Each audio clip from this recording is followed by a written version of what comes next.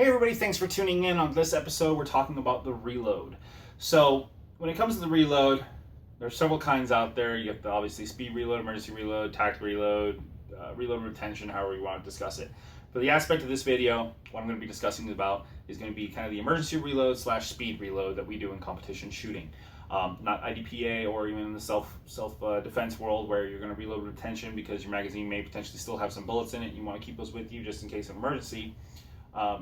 We're discussing the speed reload for the competition side aspect, or the emergency reload, which is when your gun is completely run out of bullets and you're at slide lock. Okay, so when it comes to the reload, same as the draw, we're going into a 4-step process. Okay, step 3s and 4s from the draw video is going to be exactly the same together, which is going to be the meet and greet and the presentation to the target, prepping your trigger, and as your sights are settling on the target, and then squeezing it once they're there. Steps 1 and 2 is going to be where it differs a little bit, okay? And even step 1 might even be like there's like step 1, and then there's like step 1, the alternate version, and then there's like step 1.5, which requires a totally additional step to be added in. But for the sake of it, we're talking about the fluid emotion. We're talking about getting these things done in a dry fire situation or a dry fire setting where we're just doing the training and we're just trying to speed things up a little bit. We found our comfort zone. Now we're trying to push ourselves out of our comfort zone a little bit to try and learn how to grow. Okay, so when it comes to the reload, the first aspect or the first step is going to be dropping the mag out of the gun. Now, as we're dropping the mag out of the gun, our second hand or our support hand is going to be doing something else as well. Okay, which is going to be dropping down to the mag and getting it out of the mag pouch. When you're going to drop the mag out of the gun, obviously, you have to hit the mag release somehow, right? Now, for those of you that have huge, massive hands and extremely long fingers, this step is very simple for you because you don't even have to break your grip. You just drop your thumb down, and that was kind of a stretch for me, but you can drop your thumb down, push the mag release, and the mag falls out. Very simple. Step 1, you're done for the big hands. For those of you with, let's say, medium hands, kind of like me, what we're going to do is we're going to have to tweak our grip a little bit. It's not going to be a huge tweak, just enough to get the job done. Okay, so what you'll see when I do my reload is that I don't necessarily throw the gun sideways. Okay, I don't need that much movement. That kind of gives me like an overkill. And in this sport, anytime there's movement, most of the time it's resulting in additional time. So what you'll see me do is as I drop my support hand to my mag, is I will actually bring the first few fingers, my middle ring and my pinky, I will just rotate them forward a little bit, which gives me enough leverage to get my thumb around the rest of the frame to hit the mag release. Again, it's not a huge drop, it's not a huge throw of the gun. It's just a simple shift of the fingers, okay? And that gives me enough leverage to get the mag to drop out of the gun. For those of you with, let's say, medium hands, it might be a little bit of a sideways throw of the gun to make it, if that's how you want to do it. However, doing that can get a little hairy at times. So the alternative for those with medium to small hands is going to be the step 1.5, and that is where we're going to be adding an additional step, because our support hand is not going to go straight to the new mag as we're punching the old mag out.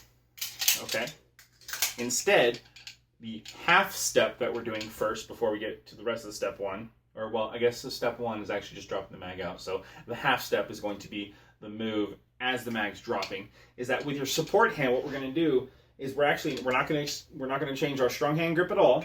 Our support hand is going to come up. We're going to take the thumb of our support hand and we're going to push the mag release to drop the mag out. At that point is when our support hand will now go to our fresh mag that we're going to be reloading to. Okay, so that's going to be step 1. Again, is dropping the old mag out and establishing a grip and getting the mag out of the pouch with our support hand. Now, when we're establishing a grip on the new mag, what's important to remember is that we want the index of the finger on the new mag to index along the front of it. Okay? The reason we want this is so that once we grab the mag out of the mag pouch, our index finger is going to be indexed and pointing towards the tip of the bullets, which obviously need to go into the gun. Okay, so again, step 1 is going to be dropping the mag and getting the new mag out of the mag pouch. Okay, as you can see, my index finger is indexed along the front end of the mag. Now, step 2 is going to be to first step of step 2 is to straighten out your wrist. Okay, we don't want a cocked wrist. We don't want it at these weird angles. We want it to be perfectly neutral. However it is that is most comfortable with your body, which is in a straight line pretty much from your pointer finger all the way down to your elbow. Next thing we're going to do, and the other thing that you'll notice is that when I drop my mag out, I keep my handgun up into my workspace area here where my eyes are already seeing and everything's still visually there for me, okay, my peripheral.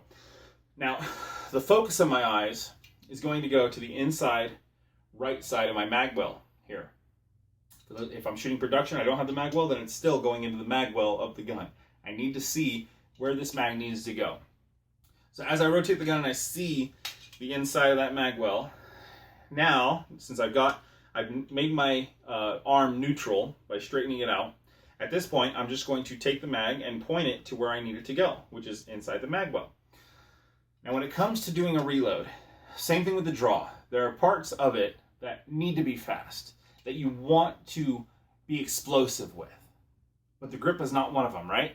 We talked about how establishing a good solid grip, taking an extra couple hundredths of a second to establish a good solid grip, will result in a consistently smooth draw. Same thing when it comes to a reload. We want to get our support hand to the new mag. We want to rip the mag out of the mag pouch and get our arm neutral as quickly as possible. And we want to get the gun up towards the gun as quickly as we can. However, we have those crucial moments. We have those critical moments where what we need to do is back off the throttle to ensure that we do that crucial moment correctly. The crucial moment when it comes to a reload is to actually get the mag inserted into the gun. Not to seat the mag, to get it inserted into the gun, okay? So, after we've dropped the mag out and we've pulled the new one out, we've made our arm neutral, we're rushing all of this till we get to this critical point where we've got like the last inch to go before the mag is actually starting to get inserted into the gun, where we want to back off the throttle to make sure that we've ensured that the tip of the mag has gone into the mag well and is starting to feed into the gun, so that now we can rush the seating process. Okay, so again, that critical aspect, we want to back off the throttle just enough to ensure that the mag is actually inserting into the gun. And then once we've ensured that, now we can go back into speeding things up, getting a little bit more aggressive, making sure our mag is seated properly. As you can see there, as I'm inserting the mag, once it's there, I will actually drop the gun down onto the mag as I'm shoving the mag into the gun to ensure that I get a good proper seat. The other aspect too is that the gun typically is a little bit higher than my focal point is, right? I can't just turn this gun and my sights be where my eyes are. So I want to bring the gun down, but I can't see my mag well if it's down here until I rotate the gun at too much of an angle. Now, if I want to get that same straight angle that we're talking about, I have to cock this elbow up to seat the mag in. So, the purpose of bringing the gun down onto the mag is the same as, obviously I want to help seat the mag, but I'm also starting to bring the gun back down into my workspace and to get ready for step 3 and 4, which is going to be the meet and greet and the presentation of the target, prepping the trigger, and preparing to fire once my sights are on target. So, again, as we speed up, we speed, then slow down for the critical aspect. Once we've ensured that mag is there, we're going to seat it, do the meet and greet for same as the draw on step 3, and then present out to the target, prepping the trigger, and then breaking the shot once our sights are back on target, okay? So that's going to be the aspect of the speed reload. So once you get the flow of that down, same thing when it comes to the draw. We want to perform these dry fire drills over and over and over. We want to create those neural pathways from our brain to our muscles to our body that says when you want to do a reload, your brain automatically goes and opens up that file and goes, oh, okay, here's how we do a reload. And your body is going to naturally begin to do whatever it is that you've put in that file, okay? So, step 1, dropping the mag out and grabbing the new mag out of the mag pouch. Step 1. Step 2 is creating a neutral angle with your arm, getting the mag up into the gun, and then getting the mag into the gun and seated properly. So we're bringing it in. Once we get to that crucial point here, once it's there, bring the gun down onto the mag as we're still putting force up.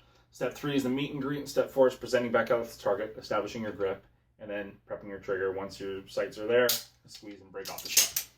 Now, we're going to talk about time here for a moment. Time for a speed reload is obviously based on the level that you're at as a shooter. If you have a 2-second reload or a 2.5-second reload because you're a beginner and you want to make sure you do everything properly and you don't want mags flying over, over to the next bay and stuff like that when you're at a match, that's perfectly okay. You're in a match setting, do whatever makes you comfortable. Stay safe, okay? Once you're in the dry fire setting, again, with no ammunition on you or anything like that, it's okay to push yourself out of your comfort zone. So if you consistently have a 2-second reload, see what a 1.8 feels like, okay? Nothing great ever happens in the comfort zone, right? I mean, no one has ever been like, oh, this is good, I'm just going to stay right here and everyone's going to applaud me and I'm going to do great and everyone's just going to... No. You have to push yourself. You need to get yourself up to that next level. And if you really want to, dry fire is the best place to start, because here, if you make a mistake, it's not a huge deal. Most of the time, you're going to be alone. If you have a training buddy, awesome, great, someone to laugh at, to kind of break the monotony of dry fire with you. But, again, consistently, if you can do a 2-second reload consistent, start pushing yourself. Start seeing what it takes, what you need to see, what you need to feel to get a 1.8 consistent. And then once you're consistent there, bring it down to a 1.6, okay? So, for the sake of argument here, I have my trusty timer. And what we're going to do is start off with a 2-second part time. So for this, we're going to start with the gun up on the signal. We're going to go through the steps. Step 1, dropping the mag, grabbing the new one. Step 2, inserting the mag into the gun. Step 3, the greet. Step 4, presenting back out to the target. We have 2 seconds to accomplish this. So let's see if we can do it without me looking like too much of a fool in front of you.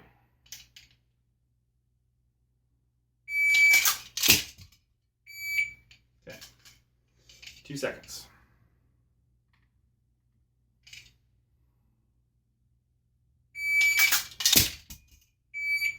See, even there, as I was doing it, my handgun came down and I felt awkward. So I was still able to pull off the reload, but it wasn't exactly how I wanted it to be. Alright. So that was 2 seconds. Let's go ahead and try and drop it down here. We're going to go to 1.6.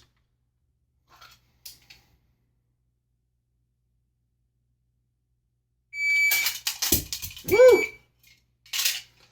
Okay, so we talked about how we try and shave off 100ths, and we end up costing ourselves a second, right? So what happened there, and I can tell you exactly what happened, is I didn't get a good grip on my mag. I went to the rush, and instead of my finger coming down and indexing along the front, it came and I ended up just grabbing the mag with my fingers completely curled around. And now I have no control of it, and my body doesn't know where it needs to go, because in order to insert it, I can't keep it in a neutral position, because if it was a neutral position, then the mag would be perfectly aligned along my index finger. Because it wasn't perfectly aligned along my index finger, the mag came in sideways. Because the mag came in sideways, it didn't go in. So, let's give that a try again. 1.6.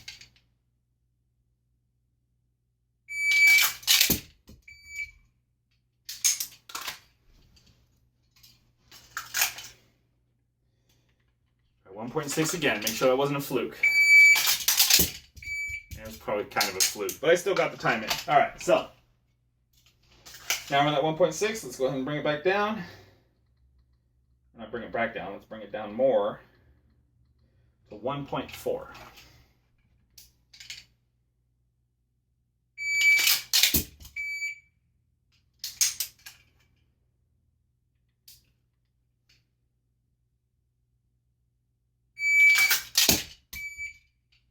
Okay.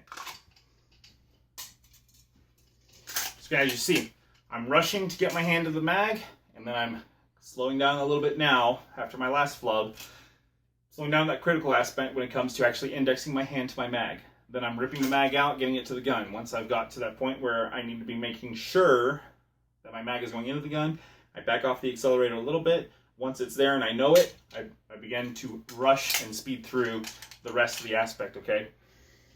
It's the difference between a gross motor skill and a fine motor skill, okay? The gross motor skill is this.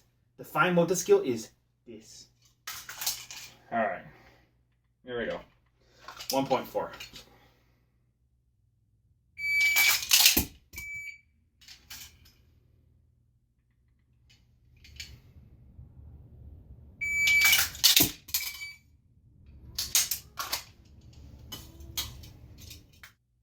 Okay, so I had to do a little cut there because my phone ran out of storage, so I had to delete some stuff so I can finish the rest of this video for you guys. However, what we're talking about now is we just did 1.4 second reloads.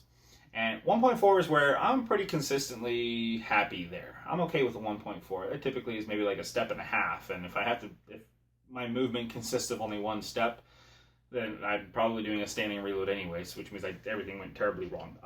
So 1.4 is pretty consistent for me, and that's where I like to actually kind of stay as far as my comfort zone goes in a match, okay?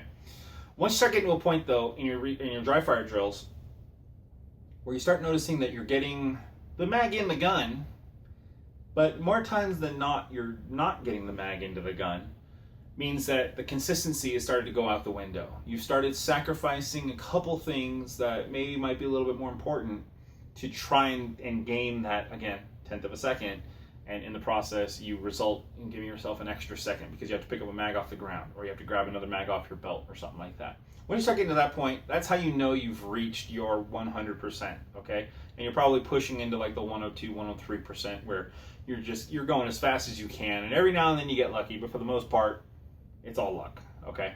So to prove that point, I got my part timer set for 1.1, which is that's a tall order for me. So let's give it a try. And this mag may end up somewhere in my drywall, and we'll find out here.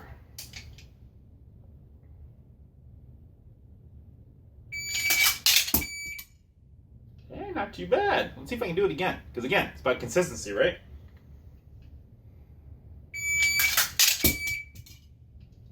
Hey, maybe 1.1's my new ceiling. See if I can do it 3 times in a row.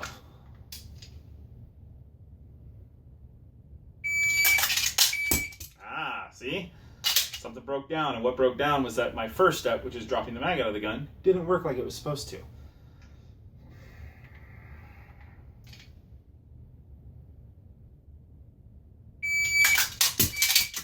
And you notice there, I didn't get a good solid grip on the mag. So again, luck versus consistency. I got lucky with my first 2. Everything went right, went good, but I'm not to that point where I can consistently be doing 1.1s because my body is not used to running that fast to do everything properly, okay? So that right there actually just perfectly proved my point, is that while it's okay in the dry fire settings to push yourself out of that comfort zone, make sure that you know where your limits are, where that edge is, so that when you end up going to your match, again, we bring everything back down to like 85, 90, because we want consistency. Consistency wins matches, okay? First place, 50 place. Second place, 30th place. 12th place, 72nd place. That doesn't win matches. What that does is win you a box of used primers, okay? So don't be afraid to push out of your comfort zone. Same thing with the draw, okay? Get faster. Be comfortable being uncomfortable when it comes to dry fire. You're not always going to hit your par times, okay? And a lot of times, if you try and do it perfectly, and as long as you can stay consistent, get it to. It should almost be the point where you can set an impossible par time for you, and you already know that you're not going to make it. That shouldn't make you rush to try and pick up time. What it should do is cause you to kind of calm down a little bit more and go, okay, make sure we do it right. I'm already going to lose 1/10 of a second on this reload. I don't want to be losing 8/10 of a second because I tried to pick up 5/100ths of a second. Okay, if that at all makes sense. If you've ever done a drill where it was time pressure, and the second you make one little mistake, the tendency for everyone is to say, speed up. I lost that time, now I need to make it up somewhere. No, you're behind the clock. Okay, speeding up is only going to cause one thing, and that's more errors. So don't be afraid to push yourself out of your comfort zones. Don't be afraid to make mistakes when you come to dry fire. Again, anyone that wants to get better is going to make mistakes. Okay, if you're a NASCAR driver, you're going to end up in the wall, or you're going to spin out on a turn or something like that. If you're a golfer, you're going to slice balls, you're going to shank them, you're going to drill them into the floor because your club's coming over the top. It's going to happen from time to time when you start pushing yourself out of your comfort zone. So don't get frustrated with it. Keep at it, keep working at it, and I promise you, you will start to see results as long as you put in the work for it, okay? I hope you guys found this video enjoyable. I hope you found it somewhat informative. If it's stuff that you already know, well then, sorry I wasted your time. If it's stuff that you didn't know, but you still think that I'm an idiot because I made the gross motor skill joke, or you just think that I don't know what I'm talking about, then cool. Do me a favor, go ahead and show it to all your friends, so you all can point and laugh and all that kind of stuff at me, as long as I keep getting the hits, right? All right, so if you guys found this video enjoyable, if you guys want to see some more, I'll be coming out with some more, but go ahead and hit the subscribe video so that anytime I upload videos, you'll get notification that I uploaded one. And be sure you stay safe out there. Obviously, make sure you are always safe when it comes to handling your firearms, and especially when you're training with them in a setting such as your home, your house, your apartment, or anything like that, okay? So I hope to see you guys out on the range. Stay safe, shoot straight. I'll see you around.